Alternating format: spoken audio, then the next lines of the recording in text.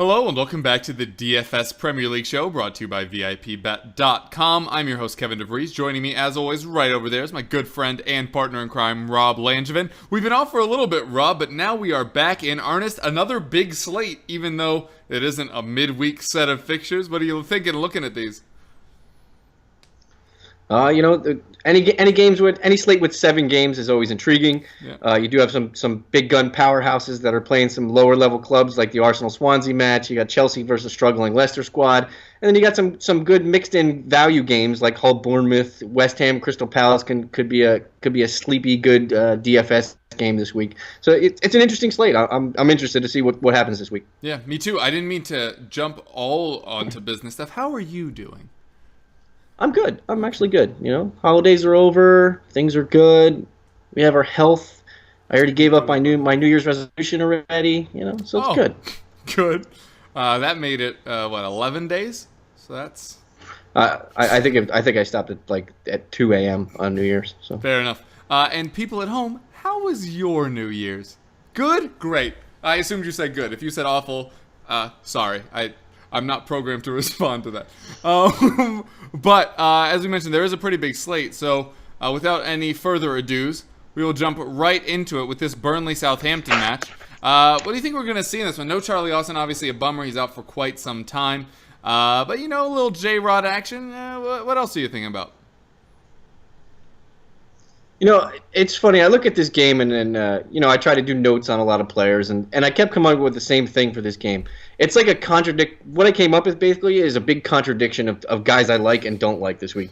Guy I like this week, who's probably going to play because of, the question mark next to Cedric, and Jose Font going completely pulling like a Derrick Rose and basically going nowhere, and he doesn't want to play. I have no idea what he's doing. So my tout for a cheap defender is Maya Yoshida this week. Yeah. At 3,200 for a Southampton team facing a Burnley squad that doesn't like to pepper the net very often, but they do get shots taken on them. So and Yoshida does like to attack a little bit from the back, so I think he could be an asset there on defense at 3,200.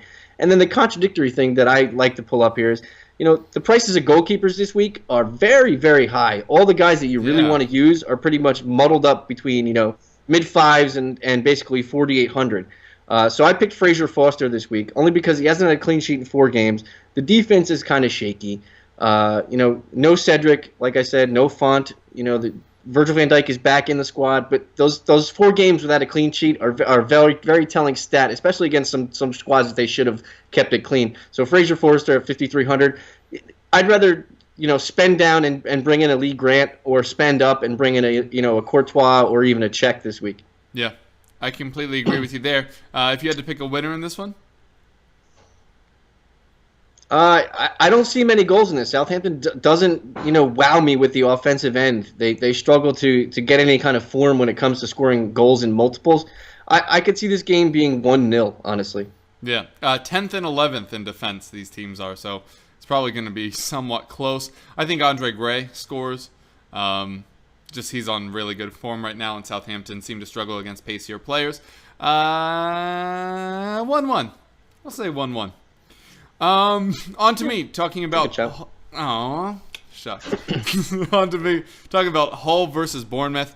I'm actually going to lead off with a guy that's one of your guys, in Junior Stanislas on 6,400. Bournemouth have been on a bit of a tear of late. 6 goals scored in their last 2 matches. He's been involved in just 2 of those, but he has been getting more and more involved.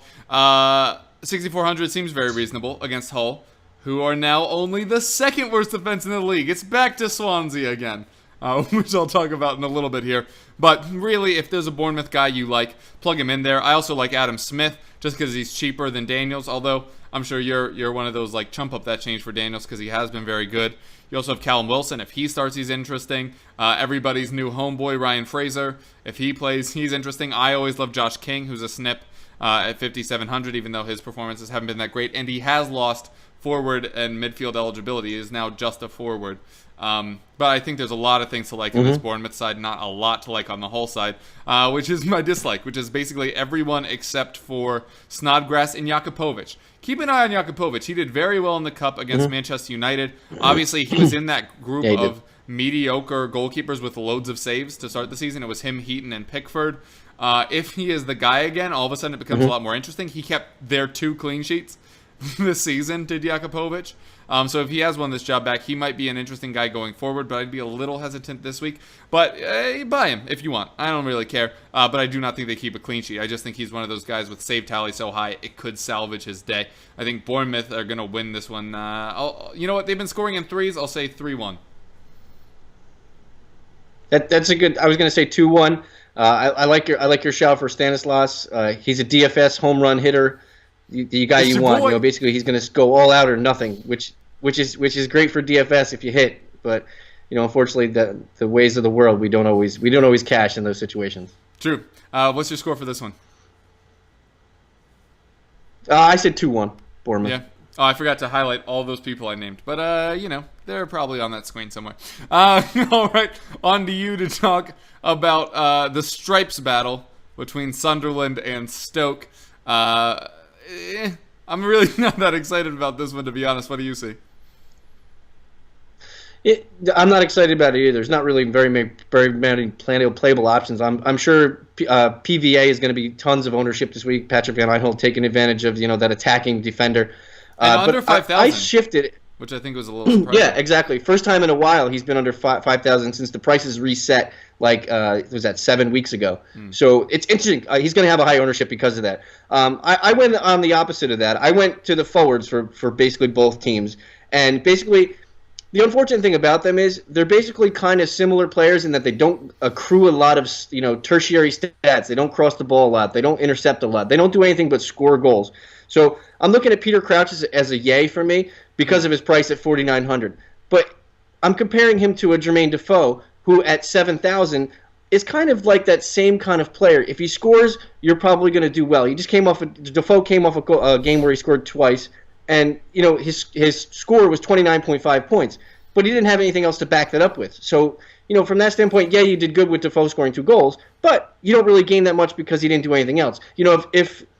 If a premium player like De Bruyne or Payet, they score 2 goals, they're going to be closer to 50 points because of what they do on top of scoring goals. That's why I like Peter Crouch at 4,900. Last 2 games, 15 and 14. He seems to be knocked on as their starting guy over whoever they want to play there, Boyan or whoever else you think. Walters is hurt. He's got a little ding. He's got a new contract there. I think he's got something to play for. And he's a crack up on Twitter. I love his comments. I love that if he wasn't playing football, he'd still be a virgin comment. I mean, that's a stroke of brilliance right there. Yeah, it's one of my favorite quotes. For people that don't know it, the joke was he was asked by a reporter what he would be if he wasn't a footballer, and he just stone-faced said a virgin. The lanky fella. Yeah. Tottenham legend, Peter Crouch. All right, if I had to press you for a score. Score-wise, I think one team keeps it clean. I think one team's going to struggle to put it in the net. Since I like Crouch a little bit more over Sunderland, I'll say Stoke 2-0. How's that? Yeah, I just think Defoe scores, man. I do not think they're going to be clean sheets this week, apparently. I'll say 2-2. I'll see each team gets a double. Maybe a Defoe and Nietzsche kind of thing. Oh, man, I really want Crouch to score. It's so fun. It's sad that he stopped doing the robot, though.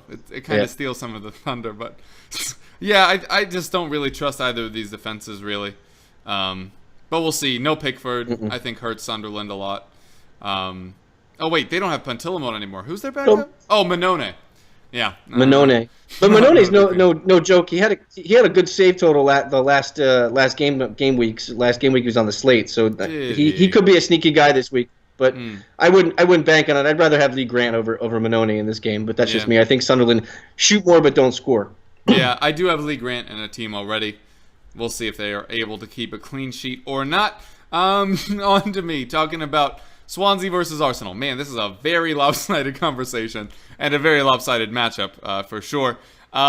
This is probably the most stackable of the teams this week is Arsenal. Whether or not you can afford that, I mean, Sanchez is an absolute must-own, even though he's 10,300. I think you just have to roll with him and just kind of see what happens. Obviously, there isn't like a oh, look, this is the all-time accrued fantasy points for the DFS format. But Alexis obviously leads the FPL version, and I would be very surprised if he isn't also leading in this format. Pairing him with Giroud and Walcott will probably be difficult since they're both in the 8s. But pairing him with at least one, I think, is probably necessary. I don't really trust a whole lot of the midfielders, but I can mess with all three of these up front. I already have a Giroud Alexis team and a Walcott Alexis team. I just think Walcott's percentage might be a little low because he has that Q next to him, but I'm pretty sure he's going to play. But yeah, I like a lot of these Arsenal guys, except the defense. 2 clean sheets in the last 10.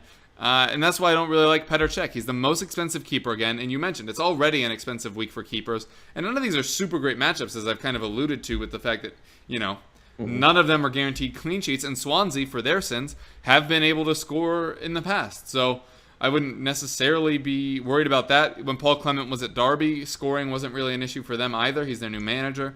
They signed Makalele today. I know that's kind of unrelated, but that's insane. He's going to be their assistant manager. But yeah, I think Swansea could spoil some clean sheets, but I think Arsenal definitely attack a lot and score a lot. I just don't believe in any clean sheets this week. I'm going to say 4-1. Yeah, it's exactly what I was going to say, 3-1, 4-1. Arsenal's definitely going to score and probably score in abundance here. Swansea's not going to have an answer. I like your shout for the Alexis basically doubling up with another Arsenal player. I think Giroud is probably one of those guys. Either you go Giroud or you go Costa, depending on who you feel favorable towards. Because I think Leicester's in trouble with Chelsea this week as well. But yeah, 4-1, 3-1 is a good shout. Yeah, and the best thing about doing Alexis and Giroud or Alexis and Walcott is you're just kind of like in an insular bubble of points where they're the only ones really creating because Özil's been struggling, then he's been sick. He'll probably start in this one, but he's kind of been trash. So if there's an Arsenal goal and you have Alexis, you're getting points. He's so heavily Özil is so off. Yeah, it's really Özil is just not on anybody's mind right now. And the thing is, he'll probably be lower owned in this, and true. Somebody's gonna use him, and if he does something, they're gonna do well in it. So yeah, this could be the bounce back, but I guess we'll see. On to you talking about. Talk to us a little bit here about this Watford-Middlesbrough match. Do I have to? No, I'm kidding. This is probably the worst game on the slate here. Watford and Middlesbrough are both teams that are struggling to find the net. They don't really offer a lot for DFS values.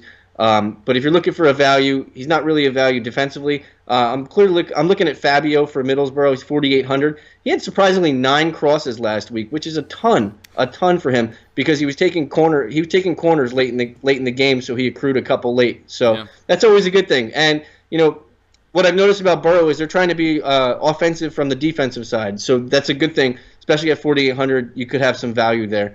On the dislike side. Basically, anybody who has an M or an F next to the name for Watford or Middlesbrough, I just don't trust anybody based on their price point. There's nobody that's really overpriced. I mean, Eddie Capoue is the high, or Gaston Ramirez, I believe, is the highest player at 6,700. Negredo 6,400. Dini 6,000. There's no real value there. If you're gonna try to sneak one of those guys in there, you're probably missing an opportunity for value at another position, like a Junior Stanislas at 6,400. Somebody of that ilk. But what about, there's nobody I would really trust. I've highlighted him here. What about Rudy Gestede at 4,300? If he starts. I don't think he starts, and that's just, there's no... Yeah, if he starts, I'd rather have Peter Crouch at 4,900. Yeah. So, comparatively, I just, there's... When you compare apples to apples here, when you're comparing, Gaston Ramirez to someone else at that 6,700 price range, I'd rather have the other player because Middlesbrough just doesn't give you anything fantasy-wise to indulge with. So, I'm sticking with that. I think this game's going to be a bore fest. I think it's 1-1. Yeah, fair enough. Middlesbrough have the 6th best defense right now. I'm going to say this is the clean sheet. I love your Fabio shout. I mentioned him a few weeks ago when it looked like Friend might get that job back and that Fabio might get left out in the cold, but he has looked good since staying in that job. Like I said, 6th best defense in the league. I'm saying this is the clean sheet. I don't think Borough are going to score much. I think it's going to be a 1-0 to Borough. Can't believe that's the one clean sheet I picked this week. For me, West Ham versus Crystal Palace. I think Payet is obvious at 9,100. The kind of performances he's been putting in, despite not getting loads of assists and goals, is impressive. I know he was a disappointing 4. Was it 4, 5? 4, 5? So it wasn't good last week, and I know you needed him in a league. But Well, they were down. They were down a man, and he couldn't cope with the down a man. He got tired out, and I needed him to score friggin' 6 more points, and I would have cashed. But it was a mini tournament with a lot of money at stake, so it sucks. Oh well. Yeah, so that was pretty disappointing. On the other side of the ball, Punchin still top 5 in quarters taken. If Benteke is late, he has a late fitness test. If he passes that, if he passes his shoulder test, then I think both of them become interesting. If not, like Remy at 4,700 all of a sudden becomes very interesting. I mean, he was pretty good at Newcastle a couple of years back. He was very good at QPR. Jeez, what was that? 4 years ago? 4 or 5 years ago? Yeah, 4 years ago. At 4,700, that would be very interesting. His movement is very good, although he's had lower body injuries, to borrow from hockey parlance. So who knows if he's actually back to fitness. But at 4,700, I think he'd be an interesting option. And in defense, Cresswell is pretty interesting for me. I know he's 4,600, but if there is no Benteke, then I think the West Ham defense becomes a lot more interesting. Although I still don't like the swap from Adrian to Randolph. All credit to Randolph. He's been doing well. And for fantasy, he's been a saves machine. But I just feel a little less confident with him at the back. And then for my dislikes, I just really don't believe in this Crystal Palace defense. I don't think any of them. I mean, Scott Dan has this red little Q next to his name, and he's the only one I think is slightly ownable. If you look at their goalkeeping, it's been back and forth this season. Mandanda's hurt. It might be Speroni this week because Hennessy has a knock. Like, it's real bad for Crystal Palace. I'm never a fan of Townsend. I always think he's too expensive. There's no Zaha because he's all the way out in Africa. And then somebody was like, oh, well, Bakary Sako will be interesting this week. Let's see if we can get him on here. But you know what the problem with that? He's also at AFCON. So it's going to be very interesting to see how they deal with this. Which is why without Benteke, then I pretty much write off all Crystal Palace players. But if he does play, things get a little more interesting. But, I mean, we saw it today in the EFL Cup match, how much Liverpool were amiss without Mane's pace. And Crystal Palace arguably rely on Zaha more. So just kind of let that be the warning for you. I think West Ham have been struggling, but I think they might turn it around in this one. I'm going to say West Ham 2-1. Yeah, it's exactly what I was going to say. West Ham, I think, gets ahead early, keeps it, and probably maybe gives up a late one because their defense is it's not awesome. And I'll give a shout for Antonio playing up top by himself this week. Interesting. Carroll has been crazy disappointing. And you can't like anybody on Crystal Palace's defense. I mean, just look at their record with clean sheets and points given up and goals given up since April of last year. I think they have 1 clean sheet since April of last year. And they don't even get like forward. 20.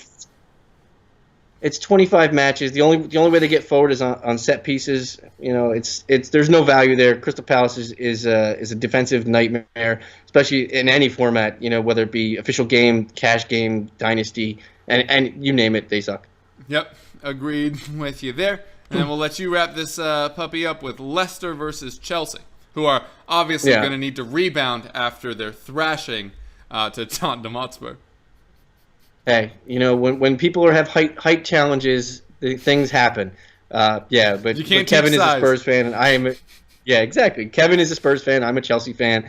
I haven't heard it. It hasn't ended the trash talking there. The game's over, a week ago, and I'm still hearing it. So, my likes this week.